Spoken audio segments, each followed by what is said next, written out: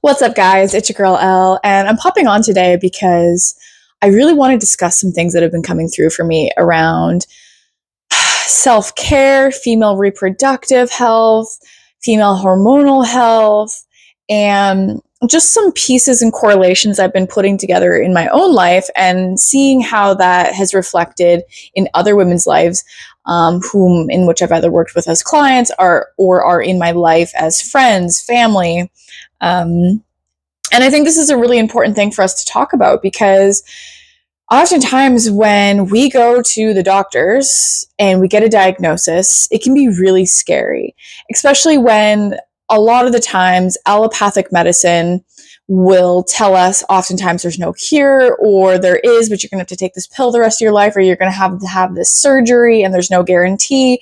And it can be a really turbulent and traumatic thing to receive news about your hormonal health, your body, reproductive health, whether this be PCOS or endometriosis, fibroids, cysts, cancers in both breasts or the uterus. But anytime us as women experience getting the news of this is something going on with your female parts, it feels like a part of us is so broken, so, what's the word I'm looking for?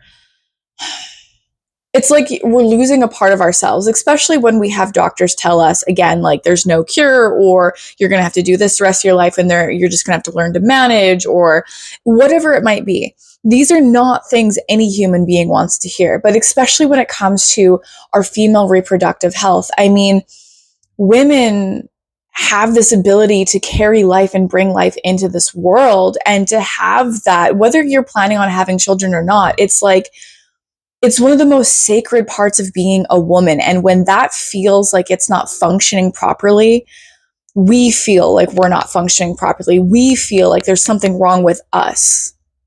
And so I really want to talk about what has been coming through for me the last couple of days in regards to this. In case you don't know, I'm somebody who has had female reproductive issues off and on pretty much since she was 12, 14 years old, undiagnosed, didn't know. But with everything I know now, when I look back and track my history, I've had PCOS most of my life undiagnosed. I've also had periods in my life where that PCOS completely disappeared, and it wasn't just symptom management. And then I've had it come back, and I've had fibroids, and I've had hormonal issues, and I have I have a lot of friends that have endometriosis. I've had a pelvic organ prolapse. So my urethra was prolapsed and vaulted into my vagina. I have, my bladder sits in a weird place. I've had horrible periods, obviously, because of the PCOS. So when I'm speaking to you, I'm speaking from a deep place of not only my own personal experience, but that of my own wisdom and educating myself out of traditional medicine, out of allopathic medicine. This is something I've always done. I've always believed that there is a plant or a herb for every sickness and every illness. And of course, as I've grown and evolved on my own journey, I've realized it's so much more than just herbs. It is a way of thinking. It is a way of changing our patterns. It's a way of changing who we are at the core so that we may allow health and healing to happen in our lives. So, first things first. I'll use myself as an example. When I take a look at myself, I grew up in an extremely chaotic and violent and unstable childhood. This created all sorts of hypervigilancy in my nervous system. It's created different traumas within my body. And so, of course, getting older, coming from a very dangerous, chaotic, and unstable childhood, moving into adulthood, I moved out at 14 years old. And so what happens is not only is a person not capable of living on their own at 14 years old, and most people are not processing their painful childhoods properly. And so what happens is women, when we've experienced really big hardship in our life, whether this was childhood trauma, an abusive relationship, which I'll get to later. I was in a 10-year-long toxic and extremely abusive relationship that was both physically violent, emotionally, and mentally violent. And I use the word violent because it was violent. I had been hospitalized a few times.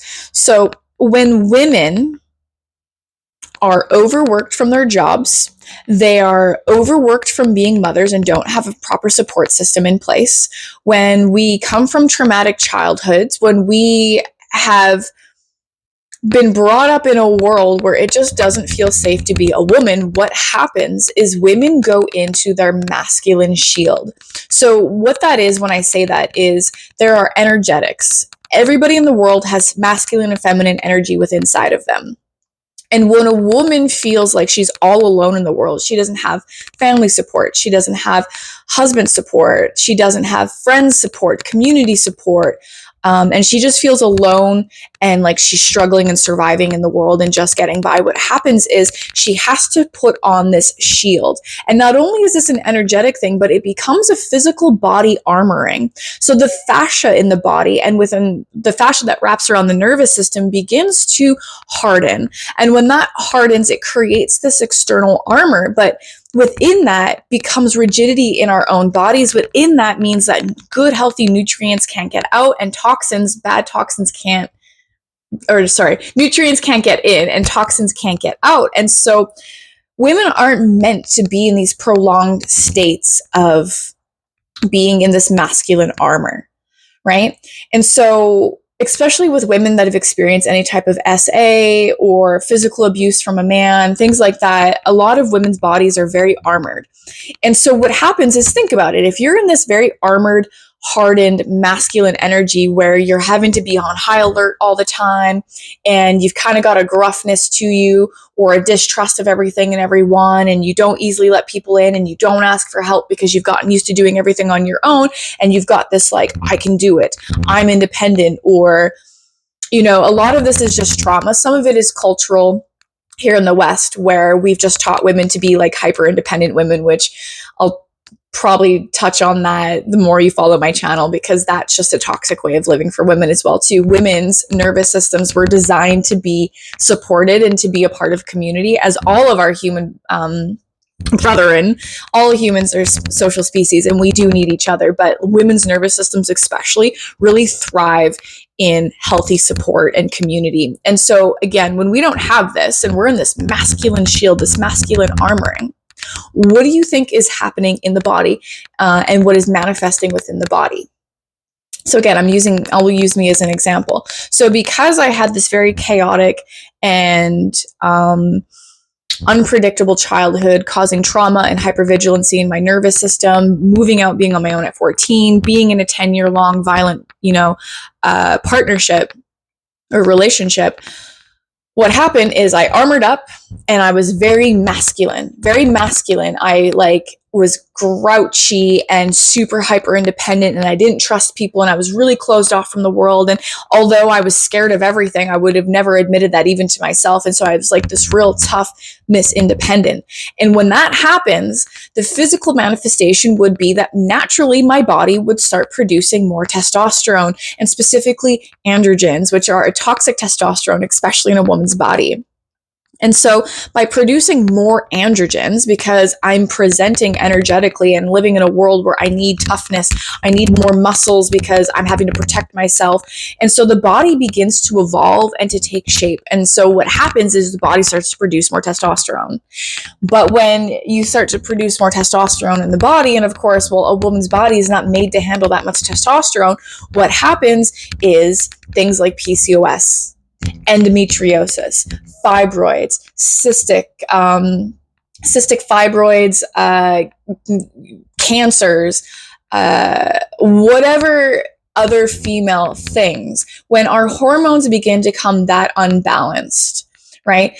Same happens when we are producing too much estrogen. So oftentimes when we're producing too much estrogen, it's also from being in this like overgiving position, being in a mothering position. And if you watch one of my previous YouTube videos where I talk about how being in the mothering role in your relationships, or being too mothering in the relationship with your children, can actually cause things like PCOS, because you're being in your masculine. But because in abundance, estrogen is also very toxic. It does something very similar to to testosterone.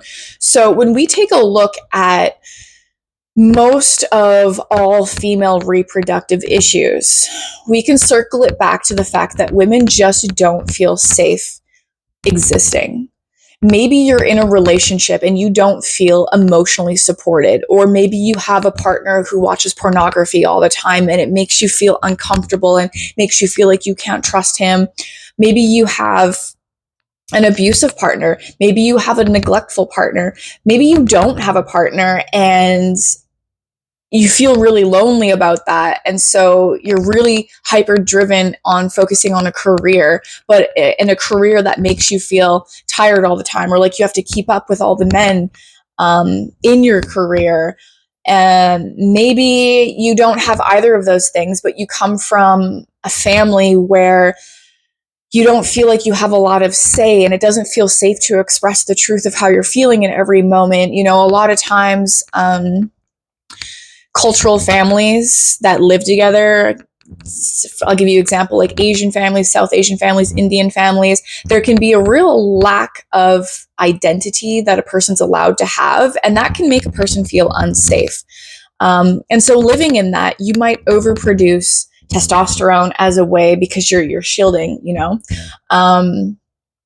Also, I'm going to mention, because this is so much more than just like testosterone, I'm going to touch a little bit on the estrogen piece as well. So when we're too much in our feminine, meaning we are too passive, meaning we're not chasing our goals, chasing our dreams, we're letting somebody else make all of our decisions for us, when we kind of just sit back and we let life do its thing and we aren't participating and we're just passively and idly watching by, kind of like a turtle with his belly up, playing possum, playing dead, and just kind of like floating by in life. This is being too much in your feminine energy, which is going to create an overabundance of estrogen, which is going to do the same thing to the body as too much testosterone. It's going to do slightly different things, but overall, it's going to create female reproductive health issues, hormonal imbalances. So now that we kind of understand the energetics of how that works, I want to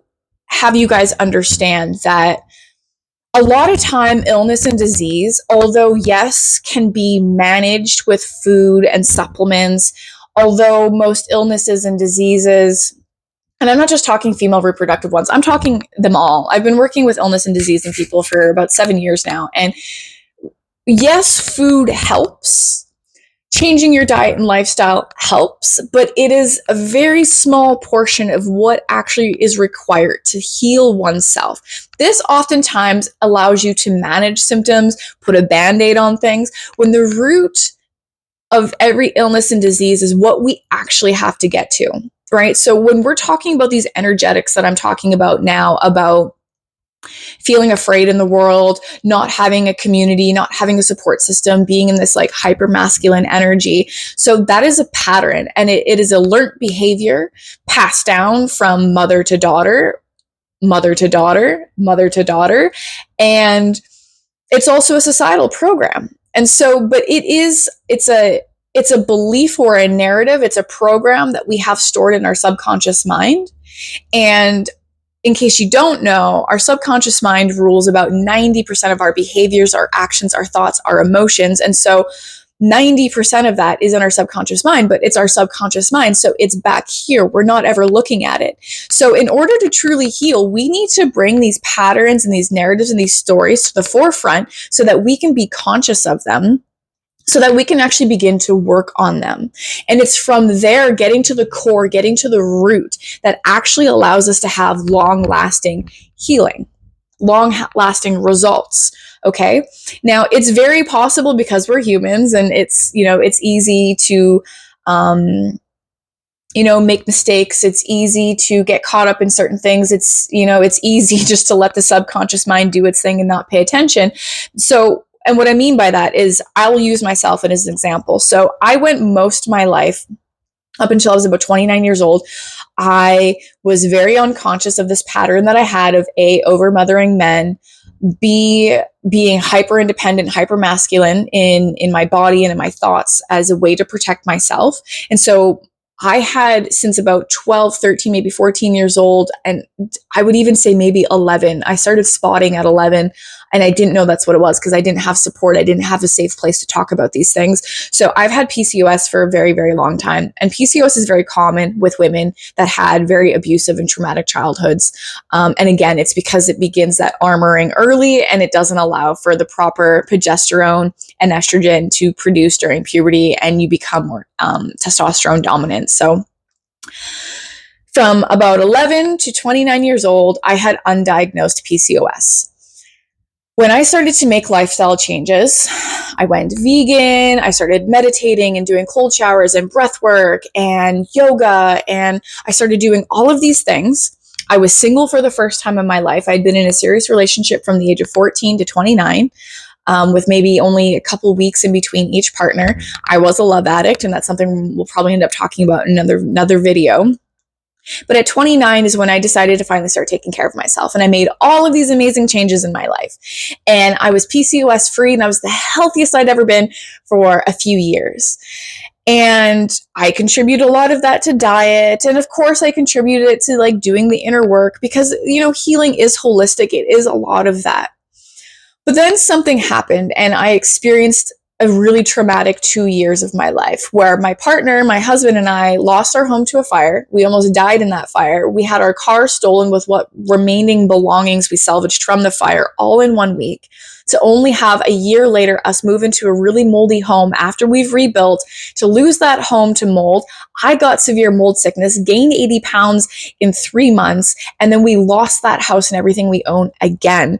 And so I had a really hard, traumatic 2 years. And in that time, there was so much shock in my nervous system. There was a lot of grieving that needed to happen as well, too. And there was so much happening. And so trauma is defined by there being too much too soon for the body and the mind to be able to process. And so I got very traumatized. And within that, I stopped taking care of myself.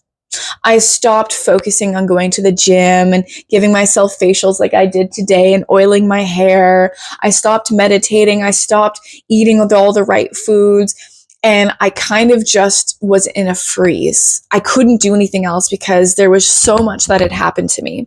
And so what happened was, in that, there was so much trauma. There was so much happening that me and my partner started to go through a really rough patch in our marriage. And I began to not trust him because now I had this masculine shield up again. And so what happened is this masculine shield started to go up. My PCOS came back. This is when I found out I had PCOS.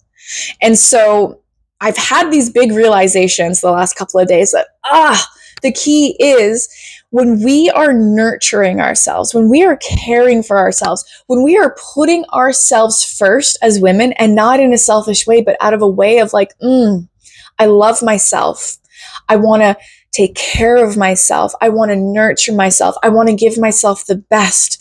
And this also looks like cutting toxic people out of our lives. This means like having to let go of the relationship that isn't the fuck yes. If this relationship doesn't make you feel like an absolute queen, if your partnership and your relationship does not make you feel so loved, so desired, and that there's constant issues in that relationship, get out. Because when you can't trust your partner, you are always going to be in a masculine shield. If you have a man child for a partner, you are always going to be over mothering, which means you're going to be producing too much estrogen or too much testosterone. If you have toxic friendships, if you're working a toxic job, if there are things in your life that are making it hard for you to breathe and to function each and every day, then you need to let those things go. You need to do for you what self-care looks like for you. And for me, it looks like helping my hair regrow back. I've got a lot of hair thinning from the PCOS and the hair loss from the stress the last 2 years. I'm working on making my skin look supple all over again. I'm focusing on diet. I'm focusing on face yoga.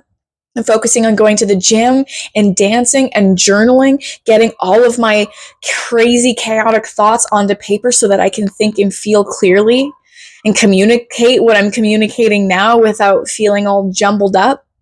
right? These are things that are self-care for me. Spending an hour a day at the beach with no phone, just soaking up the sun, grounding, spending time with my friends and family who love and support me, doing creative things. I'm putting so much focus into me and the things that make me feel nourished, thriving, and alive. And that's going to look different for every woman.